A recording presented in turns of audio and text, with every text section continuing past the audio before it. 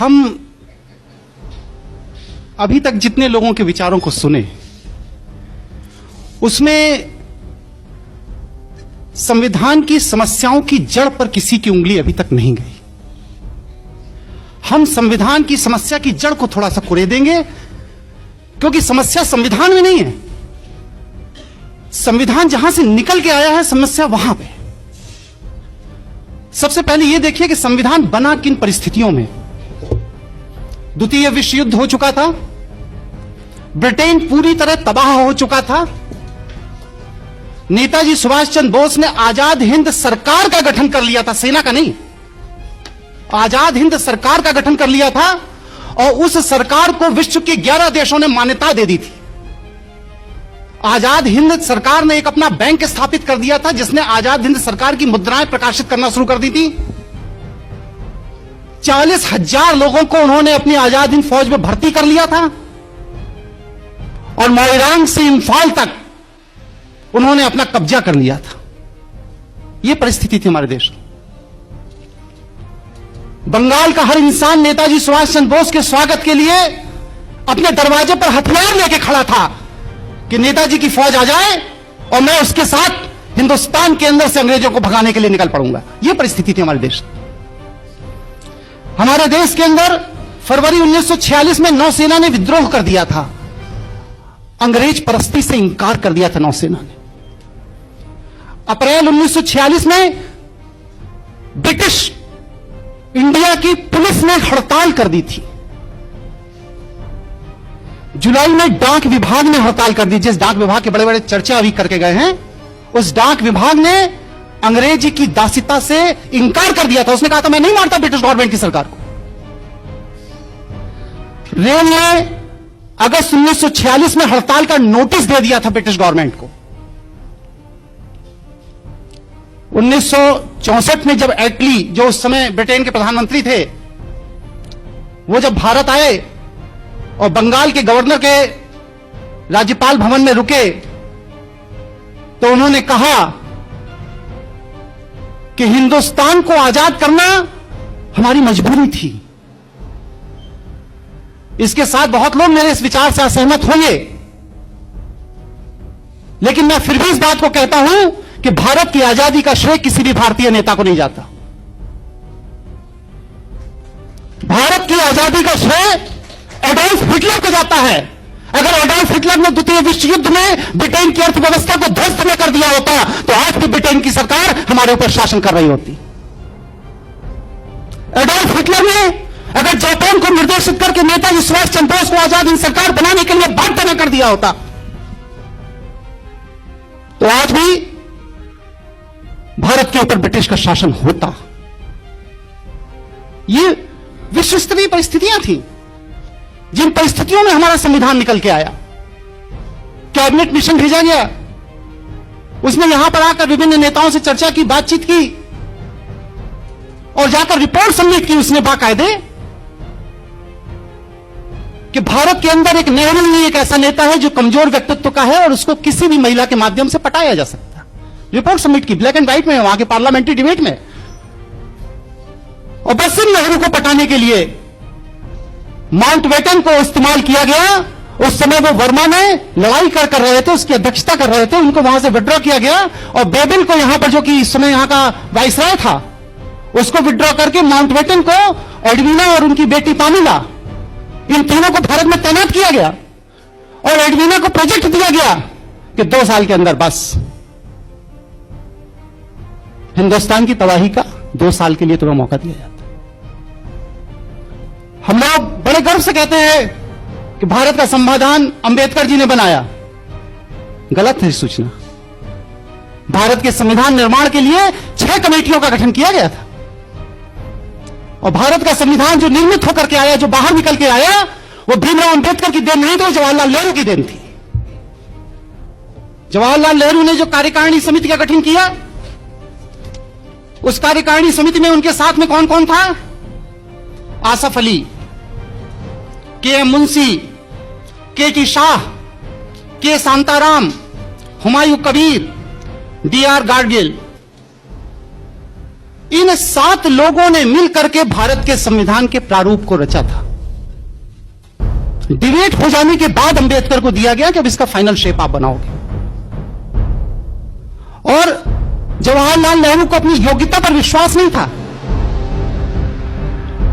वो इस संविधान का प्रारूप एक ब्रिटिश विद्वान सर इवोर जेनिंग के माध्यम से तैयार कराना चाहते थे, लेकिन गांधी के विरोध पर उन्होंने इस संविधान को अपनी इस कमेटी के माध्यम से गठित किया और मिस्टर B.N. राव ने 27 अक्टूबर 1947 को भारत के संविधान का प्रारंभिक प्रारूप रखा, जिसके अंदर 443 अनुच्छेद थे और 13 अनुसूचियां थी।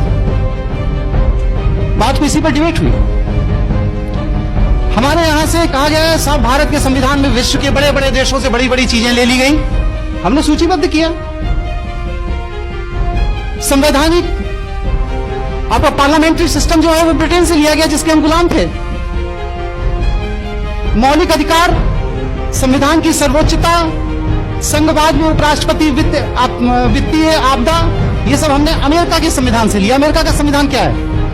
ब्रिटिशर्स जिन्होंने जाकर के वहां से इनको फ्रांसीसी स्पेनिश को भगा दिया था और यूरोपियों ने जाकर के वहां कब्जा कर लिया था। ये ब्रिटेन का ही तो उपनिवेश था अमेरिका। ब्रिटिश मानसिकता के लोगों ने ही तो स्पेनिश को अमेरिका से भगा करके वहां पर कब्जा कर लिया। अमेरिका का वास्तविक मूल निवासी जो रेड इंडियन था वो आज अमेरिका में नहीं है। तीसरा, कनाडा ब्रिटिश उपनिवेश। चौथा, आयरलैंड ब्रिटिश उपनिवेश। ऑस्ट्रेलिया ब्रिटिश उपनिवेश।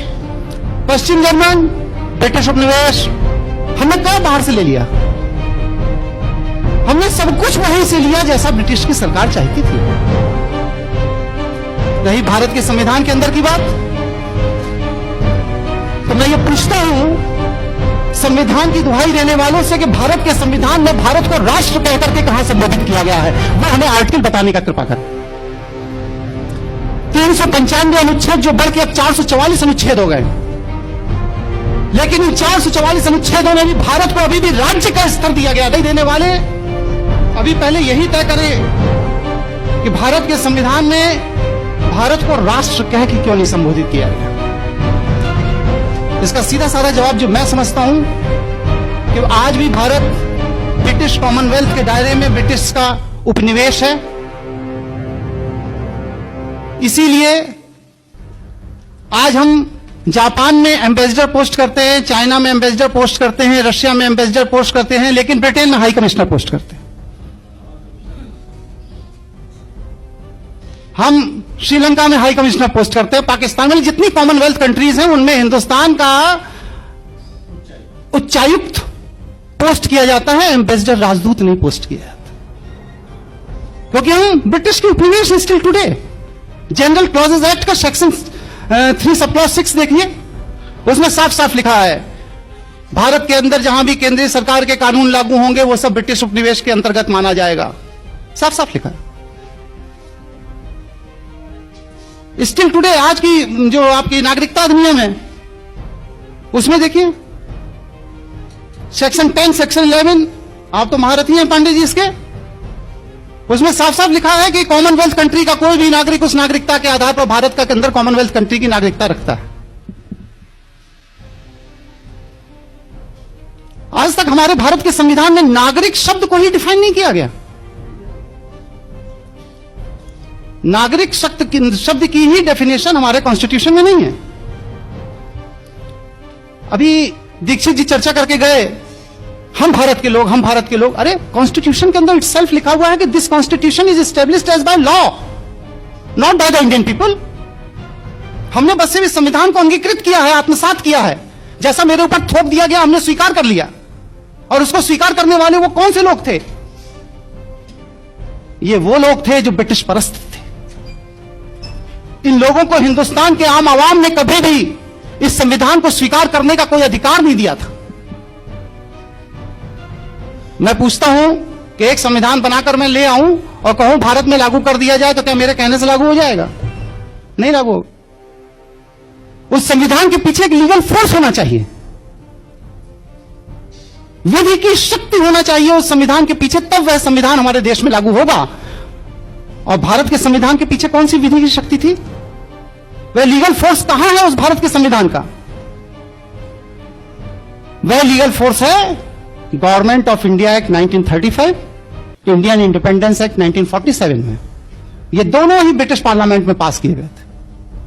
भारत के संविधान के पास जो आज विधिक शक्ति है, वो विधिक शक्ति भारत के संविधान की देन नहीं है, भारत के लोगों की देन नहीं है, भारत की जनता की देन नहीं है, बल्कि इंडियन इंडिपेंडेंस एक्ट 1947, भारतीय स्वतंत्रता अधिनियम 1947 के तहत ब्रिटिश पार्लियामेंट द्वारा दी गई विधिक शक्ति है, जिस विधिक शक्ति के तहत आज ये सत्ता में बैठे हुए लोग हमारे ऊपर शासन करते हैं। हमारे यहां मंत्रियों का कोई क्वालिफिकेशन नहीं है, संसद के सदस्य होने की फिर भी है कि भारत का नागरिक होना चाहिए, दिवालिया नहीं होना चाहिए, पागल नहीं होना चाहिए, उसके अंदर एक योग्यता होनी चाहिए, कुछ तो है। लेकिन मंत्री होने की कोई योग्यता हमारे संविधान के अंदर नहीं है। हम बहुत बेसिक प्रश्न एक खड़ा करते हैं, अगर हम इंडिपेंडेंट हैं, स्वतंत्र हैं, तो भारतीय संविधान के अनुच्छेद 333 के तहत आज भी हमारे लोकसभा के अंदर 2 अंग्रेजों को रखने की बाध्यता क्यों है? कॉन्स्टिट्यूशनल प्रोविजन है। 2 अंग्रेज सांसद राष्ट्रपति नामित करेगा, रखेगा, उसके बिना पार्लियामेंट नहीं चलेगी। आज भी भारतीय संविधान के अनुसूची 8 में जो 22 भाषाओं का वर्णन है, उसमें अंग्रेजी कहीं नहीं है, उसमें अंग्रेजी कहीं नहीं है। भारतीय संविधान की अनुसूची 8 में जो 22 भाषाएं दी गई हैं, भारतीय भाषाएं, उनमें अंग्रेजी कहीं नहीं है। लेकिन फिर भी हमारे पार्लियामेंट, हमारी विधानसभाएं और हमारी हाईकोर्ट और सुप्रीम कोर्ट अपनी सारी प्रोसीडिंग का रिकॉर्ड इंग्लिश भाषा में रखने के लिए बाध्य है। उसकी मजबूरी है, क्योंकि वह ब्रिटेन की राष्ट्रीय भाषा, आप उसके उपनिवेश हो, आपको रखना पड़ेगा। बहुत से ऐसी चीजें हैं, करीब 160 क्वेश्चन है मेरे इस संविधान को लेकर के। अब ये संविधान विशेषज्ञों के सामने ये जानना चाहता हूं कि हमारा देश संविधान से चलता है या संवैधानिक विधि से चलता है, ये चीज क्लियर होनी चाहिए। क्योंकि संविधान के अंदर बहुत सी ऐसी चीजें नहीं हैं जो हमारे देश की सरकार को चला रही है, जैसे मंत्री का त्याग पत्र। संविधान विदों से मैं ये जानना चाहता हूं कि भारतीय संविधान के किस अनुच्छेद में मंत्री को त्याग पत्र देने का अधिकार है? जैसे कि बिना सदन की सदस्यता के प्रधानमंत्री बना देना, किस अनुच्छेद में यह अधिकार?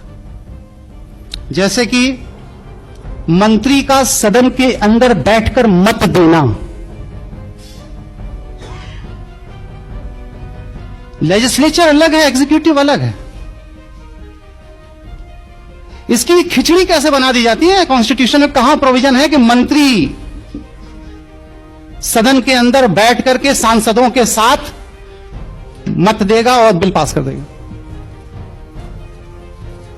जैसे कि न्यायमूर्ति और न्यायाधिपतियों की नियुक्तियों में लॉ मिनिस्टर का हस्तक्षेप।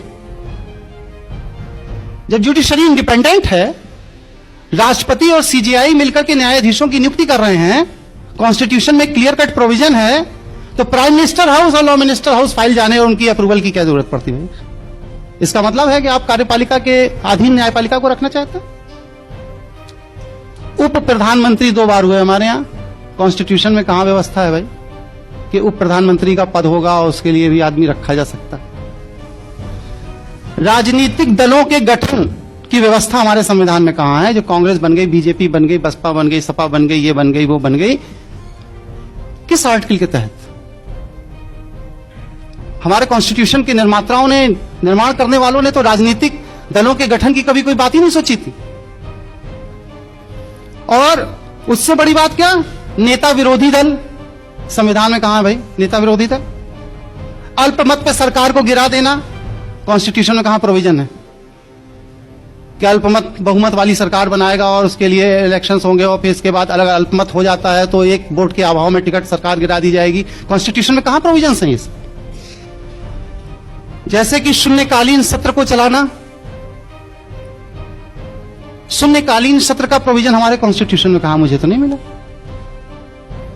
जैसे कि संसदों के वेतन और भत्ते का निर्धारण स्वयं सांसद करेंगे, ये कहां है हमारे कॉन्स्टिट्यूशन। 1885 के गदर के बाद W.H. व्यूम ने एक 1600 पन्ने की एक थीसिस सबमिट की थी, जिसमें उन्होंने ये बात कही थी कि भारत के अंदर दोबारा क्रांति ना हो, इसके लिए मैं कुछ फार्मूले दे रहा हूं। पहला फार्मूला तो यह है कि सारे ब्रिटिश मानसिकता के लोगों को एक मंच पे लाके खड़ा कर लिया जाए, और वह मंच राजनीतिक मंच हो, और उसी राजनीतिक मंच के तहत ब्रिटिश मानसिकता के लोगों को एक मंच पे लाने के लिए जिस पार्टी का गठन किया गया उसे भारतीय राष्ट्रीय कांग्रेस पार्टी कहा जाता है, जो आज कांग्रेस है। दूसरी बात, भारतीयों को बांटने के लिए धर्म, भाषा, क्षेत्र, जमींदार और किसान, पूंजीपति और श्रमिक, अमीर और गरीब, शिक्षित और अशिक्षित, हरिजन और सवर्ण के नाम पर समाज को बांट दो, इतने टुकड़े कर दो इसके कि ये कभी यूनाइट ना हो पाए, और जब ये यूनाइट नहीं होंगे तो क्रांति नहीं होगी, हमारा शासन चलता रहे। आज हमारी सरकार उसी पैटर्न पे चल रही है, उसी तरीके से चल रही है। और जहां तक भारतीय नागरिकता अधिनियम में अभी लेटेस्ट अमेंडमेंट आ गया है, for your kind information mister Pandey ji, कि 26 जनवरी 1950 से लेकर के 30 दिसंबर 1990 तक जो भी व्यक्ति विश्व में कहीं भी पैदा हुआ हो, अगर उसके मां या बाप भारतीय नागरिकता प्राप्त है तो वह आदमी ऑटोमेटिक भारत का नागरिक हो जाएगा।